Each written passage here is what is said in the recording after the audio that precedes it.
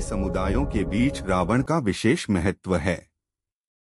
कई आदिवासी समूह जैसे गोंड और भील रावण को एक नायक या पूर्वज के रूप में देखते हैं। उनके अनुसार रावण एक विद्वान राजा और भगवान शिव का परम भक्त था। आदिवासी परंपराओं में रावण को दुष्ट नहीं माना जाता, बल्कि वह न्यायप्रिय और शक्तिशाली शासक के रूप में पूजे जाते हैं।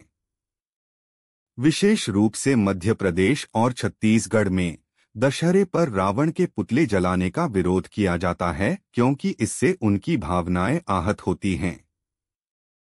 आदिवासी समुदायों में रावण को लेकर एक विशेष मान्यता है, जो मुख्यधारा की रामायण कथा से भिन्न है।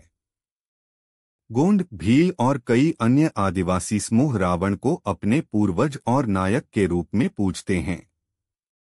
उनके अनुसार रावण एक विद्वान, शिवभक्त और न्यायप्रिय राजा था, जिसने अपनी प्रजा के कल्याण के लिए शासन किया।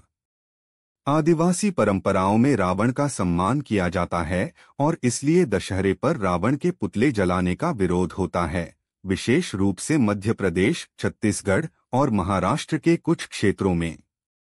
रावण का आदिवासी इतिहास, वंशज मान्यता। गोंड और भील आदिवासी रावण को अपने पूर्वज मानते हैं। उनकी मान्यता है कि रावण का संबंध उनकी वंशावली से है और इसलिए वे उसे अपने कुल देवता या नायक के रूप में पूजते हैं।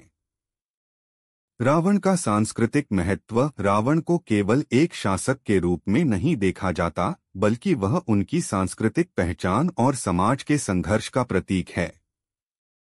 उनके अनुसार रावण ने अपने राज्य में न्याय और समानता का शासन किया, जो आदिवासी मूल्यों के अनुरूप है। रावण पूजा। भारत के कुछ क्षेत्रों में रावण की पूजा की जाती है, खासकर जहां आदिवासी आबादी अधिक है। हर साल कुछ आदिवासी समूह रावण की मूर्तियों की पूजा करते हैं और उसे अपने समाज का संरक्षक मानते हैं।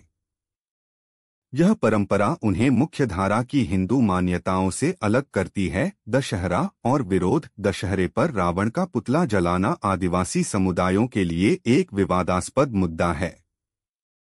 उनके अनुसार रावण उनके पूर्वज और नायक हैं, इसलिए उनका पुतला जलाना उनकी संस्कृति और भावनाओं का अपमान है। कई आदिवासी समूह दशहरे पर इसका विरोध भी करते हैं। रावण का आदिवासी इतिहास और उससे जुड़े धार्मिक सांस्कृतिक संदर्भ यह दर्शाते हैं कि आदिवासी समुदायों की मान्यताएं मुख्यधारा से भिन्न हैं। उनके लिए रावण एक प्रतीक है जो उनके संघर्ष, साहस और सांस्कृतिक गर्व को दर्शाता है।